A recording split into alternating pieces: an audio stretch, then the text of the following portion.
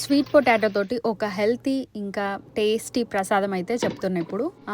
Sweet పొటాటోస్ని ఉడకబెట్టడం కోసం నేను డైరెక్ట్గా వాటర్లో వేయకుండా ఇట్లా ఆవిరిలో ఉడకబెట్టే ప్లాన్ అయితే చేసిన అన్నట్టు. ఇట్లా మీకు కనిపిస్తుంది కదా, ఇది ఇడ్లీ గిన్నెలో నేను ఇట్లా సెటప్ చేసిన అనమాట. సో దానికి క్లోజ్ చేసేసి కరెక్ట్గా ఒక 10 మినిట్స్ అయితే ఉడికించాలి మంచిగా.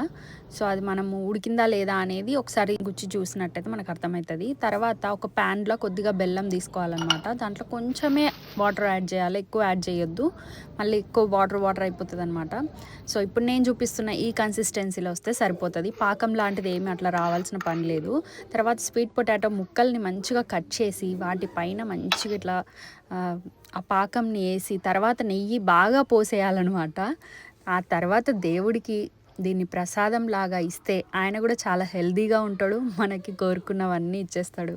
Thank you.